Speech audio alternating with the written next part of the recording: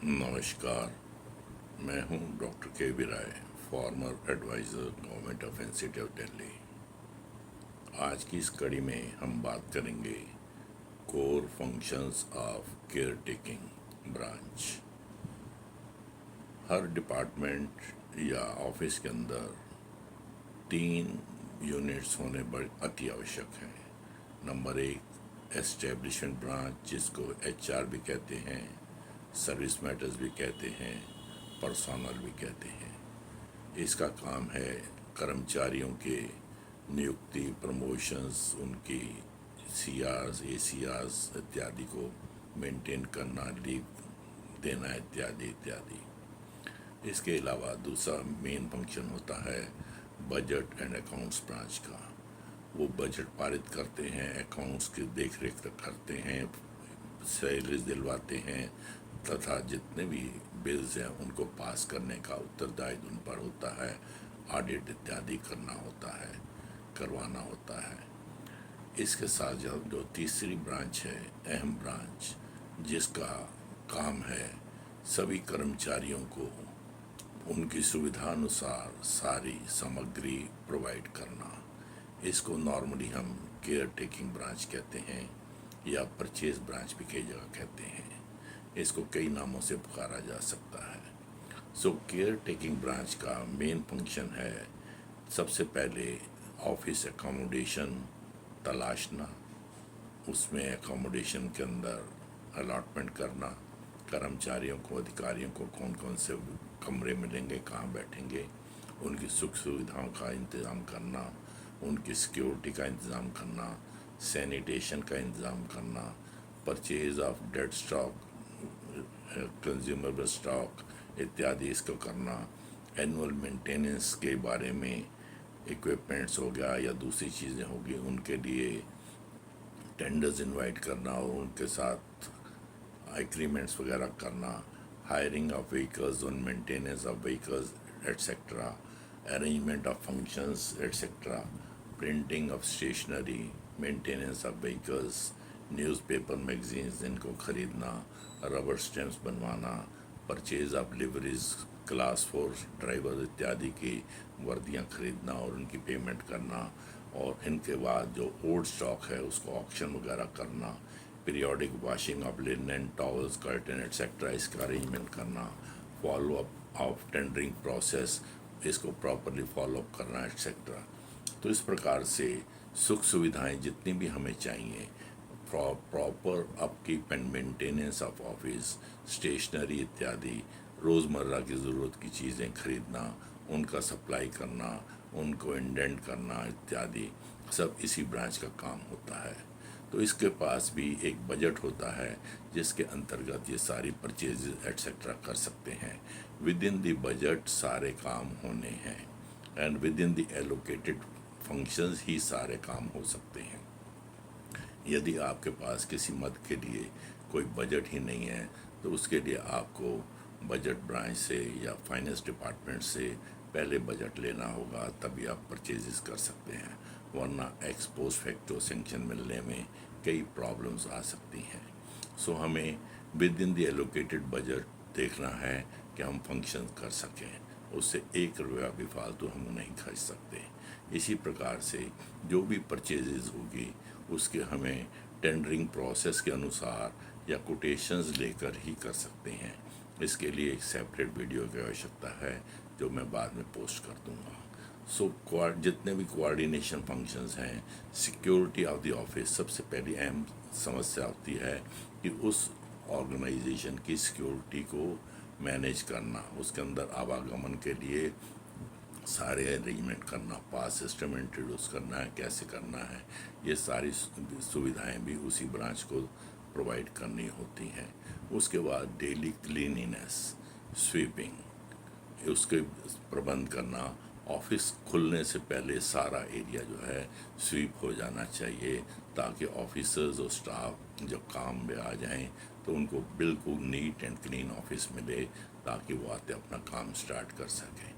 इसी प्रकार जितना भी डेड स्टॉक है कंज्यूमेबल आर्टिकल्स हैं, नॉन कंज्यूमेबल आर्टिकल्स हैं, इक्विपमेंट है, इन सब की प्रोक्योरमेंट करना भी इन्हीं का काम होता है। तो इसके लिए इनको डे टू डे रिक्वायरमेंट्स के अलावा एनुअल रिक्वायरमेंट्स को भी असेस करना होता है कि हमारी कंजम्पशन किस आइटम की कितनी होगी, उसके अनुसार हम टेंडर कर सकें, पार्टीज़ को नियुक्त कर सकें, ताकि समय समय पर हम उनको ऑर्डर प्लेस करके उन चीज़ों को प्रोक्योर कर सकें। प्रोक्योरमेंट मैनुअल जो है उसको फॉलो करना बहुत ज़रूरी है। इसके लिए गवर्नमेंट ऑफ इंडिया ने समय समय पर जो भी दिशा निर्देश दे रखे हैं उनका पालन करना बहुत आवश्यक है। सिक्योरिटी अरेंजमेंट्स में भी टेंडरिंग प्रोसेस होता है। आजकल जो है ऑलमोस्ट हर जगह पे सिक्योरिटी जो है प्राइवेट एजेंसीज प्रोवाइड करती हैं। उनके लिए टेंडर्स इनवाइट करना, उनके लिए असेसमेंट करना किस प्रकार की थ्रेट परसेप्शन है, कैसे सिक्योरिटी चाहिए, कितनी सिक्योरिटी चाहिए, इसका असेसमेंट करवाना, थ्रेट परसेप्शन के बारे में पुलिस से कंसल्ट करना इत्यादि, ये उनके फंक्शंस हैं। जब सिक्योरिटी नियुक्त हो जाता है तो उसके ड्यूटी रोस्टर बनाना, डे में कौन आएगा, नाइट में कौन आएगा, आफ्टरनून में कौन रहेगा, कहाँ 24 आवर्स की ज़रूरत है, कहाँ 8 आवर्स की ज़रूरत है, कहाँ एंट्री रेगुलेट करने की ज़रूरत है, कहाँ पे व्हीकल्स की सिक्योरिटी मेंटेनेंस करने की ज़रूरत है। तो इस प्रकार से सिक्योरिटी के अंदर भी बहुत सारे काम होते हैं जो केयर टेकिंग ब्रांच को करने पड़ते हैं। देन पेमेंट टू कॉन्ट्रैक्टर्स, उनकी पेमेंट्स इत्यादि करना, ensuring that this staff is available, ये भी इंश्योर करना कि जो स्टाफ डिप्लॉय किया गया है वो सारे का सारा आ रहा है या नहीं आ रहा। इसके अलावा इम्प्लीमेंटेशन ऑफ लेबर लॉज, जो भी कॉन्ट्रैक्टर आपने नियुक्त किया है क्या वो लेबर लॉज के अनुसार उनको पेमेंट कर रहा है, उनके रूल्स रेगुलेशंस के अनुसार चल रहा है, ईपीएफ दे रहा है कि नहीं दे रहा है, etcetera etcetera, ESI facilities provide कर रहा है कि नहीं कर रहा है, एटसेट्रा एटसेट्रा, ये सब देखने की आवश्यकता होती है। नेक्स्ट इम्पॉर्टेंट फंक्शन है सैनिटेशन। सैनिटेशन भी आज की डेट में सारे का सारा हर दफ्तर में ऑलमोस्ट प्राइवेटाइज है। इसके लिए भी कॉन्ट्रैक्टर्स नियुक्त किए जाते हैं, उनके साथ एग्रीमेंट किया जाता है और नीड बेस्ड स्टाफ जो है उसको असेस करवा कर उसकी रिक्रूटमेंट उनके मार्फत करवाई जाती है। उनकी पेमेंट वगैरह कॉन्ट्रैक्टर ही करता है, हम लोग उसमें इंटरफेयर नहीं करते, परंतु सुपरविजन एंड मॉनिटरिंग हमारा काम है। प्रॉपरली उसकी स्वीपिंग हो रही है, समय पर स्वीपर्स आ रहे हैं नहीं आ रहे, क्लीनलीनेस प्रॉपर है कि नहीं, हाइजीन प्रॉपर है कि नहीं, डिटर्जेंट्स वगैरह लगाए जा रहे हैं कि नहीं, यूरिनल्स वगैरह जो हैं आपके वॉश बेसिन वगैरह ये प्रॉपरली धोए जा रहे हैं कि नहीं, समय समय पर ये से इनकी इंस्पेक्शन इत्यादि करना, इनका भी ड्यूटी रोस्टर बनाना, मॉनिटरिंग शेड्यूल करना इत्यादि, ये सारी की सारी जिम्मेवारी भी केयर टेकिंग ब्रांच की होती है। देन पेमेंट टू कॉन्ट्रैक्टर्स, और देखना वो भी ईएसआई वगैरह के या दूसरे लेबर लॉज के पालन कर रहे हैं या नहीं, और स्टाफ को समय समय पर उनकी रिक्वायरमेंट्स के हिसाब से छुट्टी देना, उनके ड्यूटी आवर्स ठीक ठाक में रखना इत्यादि करना है। बहुत सी ऑर्गेनाइजेशंस में ये देखा गया है कि सिक्योरिटी और सैनिटेशन वालों से ओवर वर्क करवा लेते हैं और स्टाफ कम लगाते हैं। इन चीज़ों को नज़र में रखना केयर टेकिंग ब्रांच का काम है, ताकि प्रॉपर स्टाफ जो है जितना हमने असेस करके जितनी उसको पेमेंट दी है उसके अनुसार उस स्टाफ को डिप्लॉय करें। यदि वो नहीं करता तो उसके विरुद्ध कार्रवाई आवश्यक करना पड़ेगा। इसके अलावा जितना भी आपका वहाँ से कूड़ा करकट निकलता है उसको डंपिंग यार्ड में डलवाना, उसके सारी जो बेसिक अमेनिटीज़ चाहिए उनको प्रोवाइड करना, वर्कर्स को बेसिक अमेनिटीज़ जो मिलनी चाहिए वो उनको दिलवाना, ये भी सारा केयर टेकिंग फंक्शंस के अंदर आ जाता है। Then comes purchase of stationery and stores. Stores जो है डेड स्टॉक भी होता है जिसको हम नॉन कंज्यूमर और कंज्यूमर में बांट देते हैं। कंज्यूमरेबल आर्टिकल्स जो है रोज़मर्रा के रिक्वायरमेंट्स है, जैसे फाइल कवर्स है, पेन है, ऑल पेपर है, कार्बन पेपर है, इसके बाद आपका फाइल बोर्ड है, रैपर्स हैं, इंक है, पेन्स हैं, पेंसिल्स हैं, रबर्स है, एटसेट्रा एटसेट्रा, जो भी रिक्वायरमेंट्स हमारी डे टू डे होती हैं हर बाबू की, हर ऑफिसर्स की, उनको मीट आउट करना, उनके टॉवल्स वगैरह, उनके जो लिनन है उसको धुलवाना एटसेट्रा, ये सब स्टोर का ही काम है। Then timely procurement of items it is a must. Requirement के अनुसार हमारे पास हर चीज़ जो है समय पर उपलब्ध होनी चाहिए। ज्यों उसका बिन सिस्टम के अनुसार लेवल गिरता है त्यों हमें परचेज ऑर्डर दे देना चाहिए, ताकि किसी भी समय पर किसी चीज़ की शॉर्टेज ना रहे। कई दफ़ा शॉर्ट टर्म के ऊपर भी परचेजेस करनी पड़ जाती हैं। कोई सडनली ऐसी रिक्वायरमेंट आ जाती है जो हम रेगुलरली परचेज नहीं करते, तो उसको भी तुरंत प्रोक्योर करना उनका काम है। इसके अलावा जो है हमारे पास लॉन्ग टर्म में जो है नॉन कंज्यूमर आर्टिकल्स हैं। इसमें फर्नीचर है, फिक्सचर है, कंप्यूटर्स हैं, इलेक्ट्रॉनिक गुड्स हैं, इलेक्ट्रिसिटी के डिवाइसेस हैं। ऐसी सारी आइटम्स जो नॉन कंज्यूमेबल हैं और लॉन्ग ड्यूरेशन के लिए चाहिए, उनको प्रोक्योर करना, उनकी मेंटेनेंस का ज़िम्मा देना, मेंटेनेंस के लिए कॉन्ट्रैक्ट्स वगैरह देना, इसको सब हमें देखना है। दैन इन चीज़ों का प्रॉपर डिस्ट्रीब्यूशन हो, उसके स्टॉक टेकिंग हो, उनकी क्वालिटी जो है वो मेंटेन्ड हो, जिस क्वालिटी के लिए हमने प्रोक्योरमेंट ऑर्डर दिया था उसी के अनुसार माल आ रहा है या नहीं, ये सब चीज़ देखना हमारा केयर टेकिंग के फंक्शनों में आ जाता है। टेंडरिंग प्रोसेस जो है साल के शुरू में कर लेनी चाहिए, उससे भी पहले कर लेनी चाहिए, ताकि अप्रैल से जो है हमें सारा स्टॉक मिलना शुरू हो जाए। इसी प्रकार से सर्दी और गर्मी की कई आइटम्स होती हैं, उनको प्रोक्योर उस समय करने लगें तो आधी सर्दी या गर्मी निकल जाएगी। इसलिए उनका भी टेंडरिंग जो है प्री सीज़न कर लेना चाहिए, ताकि जिस दिन से वो हमें चीज़ें चाहिए उस दिन से उपलब्ध हो जाएं, उनकी मेंटेनेंस सिस्टमेटिकली हो जाए।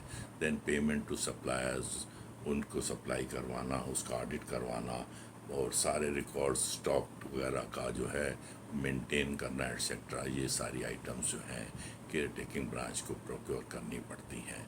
नॉर्मली किसी भी ऑफिस में परचेज ऑफिसर के नाम से हमारे यहाँ कोई अधिकारी नहीं होता। ऑर्डिनरी स्टाफ में से ही असिस्टेंट यूडीसी एलडीसी लगा दिए जाते हैं, एसओ लगा दिए जाते हैं, जिनको इस आइटम्स के ऊपर कोई ख़ास ट्रेनिंग नहीं दी जाती और ना ही उनके पास कोई इसका नाम का स्पेशलाइज्ड क्वालिफिकेशंस होती है। प्राइवेट सेक्टर के अंदर परचेजेस के लिए वेल क्वालिफाइड और वेल ट्रेंड एक्सपीरियंस स्टाफ लगाया जाता है, परंतु हमारे यहाँ ऐसी प्रथा ना होने के कारण we lag behind in many sectors. कई चीज़ें हम प्रोक्योर कर लेते हैं परंतु उनको मेंटेन नहीं कर पाते, विद द रिज़ल्ट जैसे हमने बाल पेन खरीदे तो 6 महीने में वो सूखने शुरू हो जाएंगे। तो इस प्रकार से हमारा एक्सपीरियंस ही हमें बताता है कि हमने कौन सी आइटम कितनी प्रोक्योर करनी है और उसकी प्रिजर्वेशन के लिए कैसे करना है। मॉथ पॉज वगैरह यूज़ करना, कागज़ में एंड्स ना लग जाएं, इन चीज़ों को देखना, या चीज़ें जो ख़रीदी हैं वो वेल मेंटेन्ड रहें, आइटम तक उनके प्रोक्योरमेंट के बाद जो है हम उनको यूज़ कर सकें। ये सारी चीज़ें भी हमें देखनी होती हैं।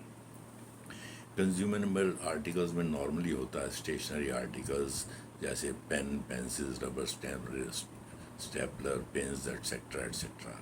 इसी प्रकार से file cover, wrapper, cardboard, registers, computer related items, crockery, stationery goods, brooms, duster, soap, phenyl, curtains, towels et cetera et cetera.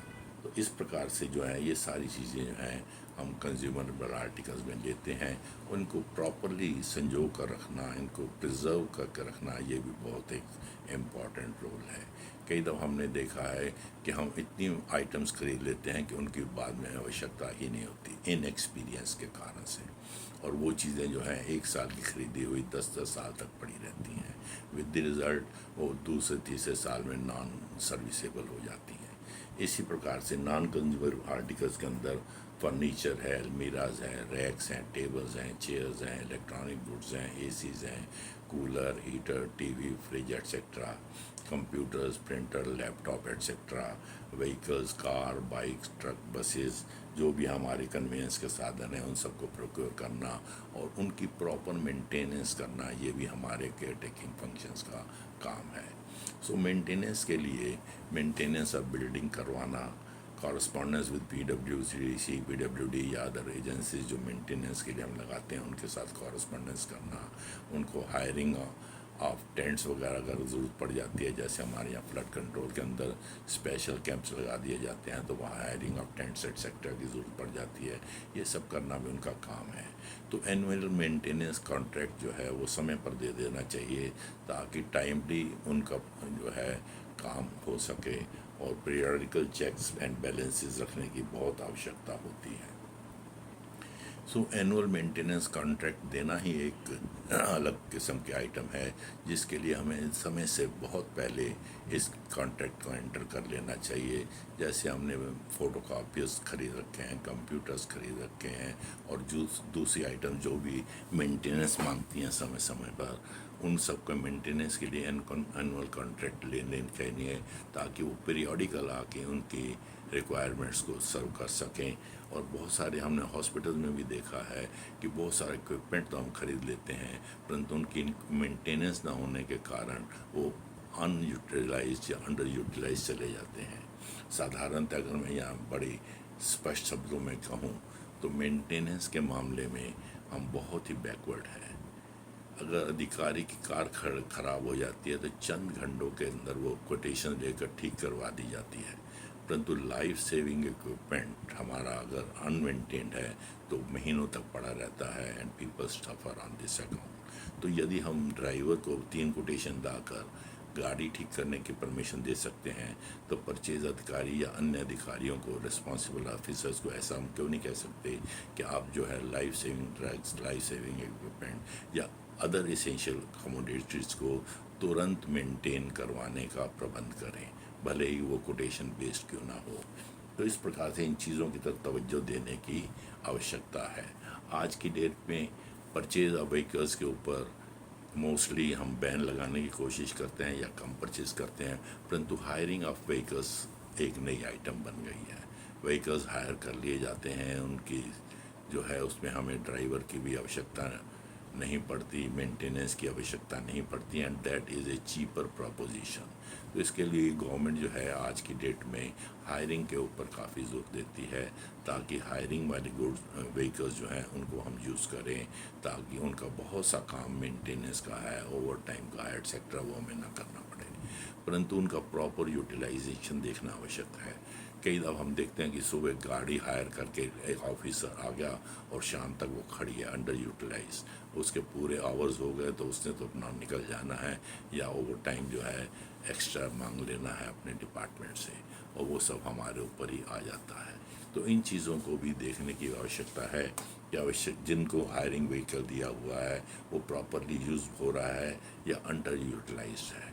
तो इस प्रकार से कई दफ़ा हमारे यहाँ डिपार्टमेंट्स में एनुअल फंक्शंस होते हैं, या समय समय पर मीटिंग्स हो जाती हैं, फॉरेन डिग्नेटरीज आ जाती हैं, या बाकी डिग्नेटरीज को बुलाकर हम कोई फंक्शन करते हैं। तो इन सब चीज़ों का भी अरेंजमेंट करना जो है पूरे का पूरा केयर टेकिंग ब्रांच पर आ जाता है। एनुअल और पीरियडिकल फंक्शंस के अरेंजमेंट के लिए सबसे पहले हमें चाहिए वेन्यू, कहाँ पर किया जाना है, वहाँ पर हॉल होगा या इंस्टॉलेशन ऑफ टेंट करना है, उसके अंदर कारपेट्स लगने हैं, लाइट्स लगनी है, सोफ़ा चेयर्स जो भी लगना है उसको कैसे लगवाया जाए, कैसे किया जाए, इसके लिए भी एक हायरिंग के लिए प्रॉपर कॉन्ट्रैक्ट पहले ही कर लेना चाहिए, ताकि जब भी आवश्यक पड़े हम उस पार्टी को बुलाकर इन चीज़ों को उसको ऑर्डर दे दें, और ताकि वो उसको दे दें।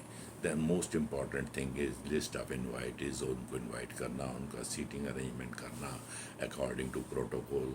Then podium, mic, electronic equipments, photography, videography, fire safety, press इत्यादि को बुलाना, सिक्योरिटी मेजर्स लेना, वहाँ की सैनिटेशन करना, बिल बोर्ड्स लगाना, साइनेज सिस्टम लगाना, arrangement for lunch, dinner, T etcetera करना, पानी का अरेंजमेंट करना, पार्किंग ऑफ व्हीकल्स जो आएंगे उनकी लिए अरेंजमेंट करना एटसेट्रा।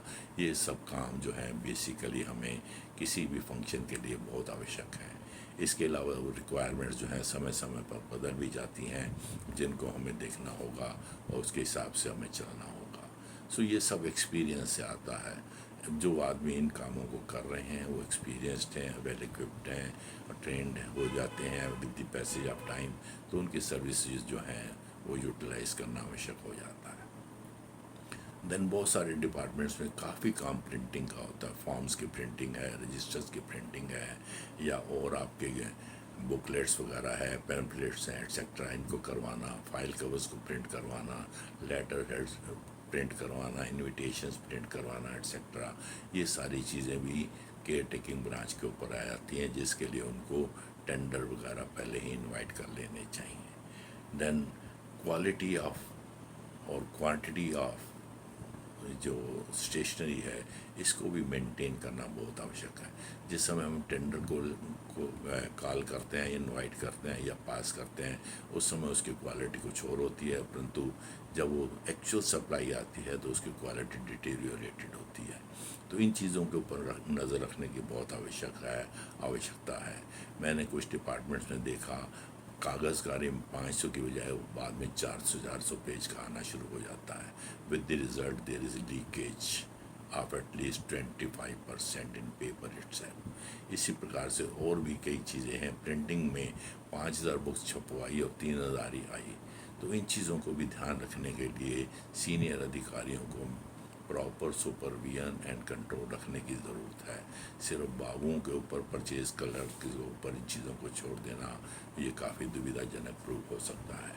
इनके लिए भी calling of quotation, tender process जो है, ये पूरी की पूरी हमें सिस्टमेटिकली फॉलोअप करनी पड़ेगी, और साथ में इनका अप्रूवल लेना, पासिंग ऑफ बिल्स एट्सेट्रा करना, इन बिलों को समय पर भुगतान हो जाए, तभी अगले जो है कॉन्ट्रैक्टर जो है नेक्स्ट टाइम आपको सर्विसेज ढंग से प्रोवाइड करेगा। यदि आप उनकी जो है बिल्स को डिले करेंगे तो देन दे फील क्या कहते हैं डिस्टर्ब्ड, और आपको सर्विसेज में भी वो बाधक बन जाते हैं। सो स्टॉक टेकिंग प्रॉपर हो, उसका यूटिलाइजेशन प्रॉपर हो, उसकी मेंटेनेंस प्रॉपर हो, स्टॉक के अंदर सारी आइटम्स आ जाएं, उनके लिए इंडेंटिंग प्रॉपर हो। बिना इंडेंट के मोस्टली नॉर्मली परचेज हम नहीं करते। कई दफ़ा स्पेशल आइटम्स के लिए डिमांड आ जाती है, और बाद में ऑडिट वाले कहते हैं ये किसके कहने पर ख़रीदा, क्यों ख़रीदा। तो इंडेंट जो है कंसर्न ऑर्गेनाइजेशन को देना होगा कि हमारे लिए ये स्पेशल प्रोक्योरमेंट की जाए, इसकी हमें इस पर्पज़ के लिए आवश्यकता है। तो इंडेंटिंग प्रोसेस बहुत ज़रूरी है परचेज से पहले। और परचेज़ कौन कर सकता है, कॉम्पिटेंट अथॉरिटी कौन है, कौन नहीं है। जैसे बुक्स परचेज़ करनी है, उसके लिए competent authority head of office भी हो सकता है, परंतु कुछ चीज़ों के लिए हेड ऑफ ऑफिस केवल 10,000 रुपये तक की परचेज़ कर सकता है। उसके beyond her cheese head of department या सेक्रेटरी या कॉम्पिटेंट अथॉरिटी जो भी है, उसकी अप्रूवल लेना आवश्यक है। उसके बिना यदि हम परचेजेस करेंगे तो that becomes ultra vires, and audit objection उसके ऊपर हो जाते हैं। तो पीरियोडिक स्टॉक टेकिंग भी बहुत आवश्यक है। जितना माल आया था उसमें से क्या कंज्यूम हो गया, कितना पड़ा है, उसकी प्रोक्योरमेंट और करने की कितनी आवश्यकता है, ये तभी होगा जब प्रॉपर स्टॉकिंग देखा जाएगा। हमने एक दफ़ा देखा स्टोर की इंस्पेक्शन के दौरान कि वहाँ पे कुछ प्रोक्योर्ड टाइपराइटर्स पिछले 20-20 साल से अंडर यूटिलाइज पड़े थे, कहीं उनकी आवश्यकता ही नहीं थी और हमने उनको प्रोक्योर कर लिया। साइकिल्स फॉर मैसेंजर्स प्रोक्योर कर रखी थी और उन पर जंग लग चुका था। तो इस प्रकार से ओवर इंडेंटिंग करना भी एक समस्या है, ओवर परचेजिंग करना भी एक समस्या है। तो इन चीज़ों को भी हमें देखना पड़ेगा। We have to cautious. जैसे हम घर के लिए किसी चीज़ को प्रोक्योर करते हैं, रिक्वायरमेंट को देखते हुए, और एक्सेस ना खरीदें, इनके ऊपर ध्यान रखते हैं। ये चीज़ें हमें अपने डे टू डे लाइफ में भी और ऑफिस के अंदर भी देखनी होती हैं। उसके बाद जो भी अनसर्विसेबल गुड्स हो जाती हैं या डेड स्टॉक हो जाता है, जिसको हमें राइट ऑफ करना है, उसको ऑक्शन करवाना, उसकी सेल करना एक्सेट्रा, ये भी हमारा एक अहम काम है। ताकि जो है टूटा फूटा फर्नीचर है, टूटी पुरानी मशीनरी है, पुराना इक्विपमेंट है, अनसर्विसेबल इक्विपमेंट है जिसकी हमें रिक्वायरमेंट नहीं है, इस सारे को भी निकालने के लिए हमें टेंडर्स और कोटेशन इनवाइट करके ओल्ड इक्विपमेंट को, कंडेम्ड इक्विपमेंट को निकालना, उसको स्टॉक रजिस्टर के अंदर प्रॉपरली शो करना, ये सब भी अति आवश्यक है। तो purchase of liveries, this is another important thing. जहाँ भी वर्दीधारी स्टाफ होता है, जैसे पुलिस के अंदर है, मिलिट्री के अंदर है, हमारे ऑफिस ऑर्गेनाइजेशन में ड्राइवर्स हैं, क्लास 4 हैं, इन सब के लिए गर्मी की वर्दी, सर्दी की वर्दी, इन सबको प्रोक्योर करना, समय से पहले इनको स्टिच करवा के देना ताकि वो उसको ऑनरेबली पहन सकें, उसका वॉशिंग अलाउंस एटसेट्रा देना, ये सारी चीज़ें देखना भी हमारा ही केयर टेकिंग का फंक्शन बन सकता है। तो इस प्रकार से जितना बड़ा डिपार्टमेंट होगा उतना ही बड़ा केयर टेकिंग का काम बढ़ जाएगा। उसी हिसाब से हमें अपना स्टाफ रखना पड़ेगा, उसी हिसाब से उसके सब डिवीजन्स भी बनाने की आवश्यकता पड़ेगा, वो भी बनाने पड़ेंगे।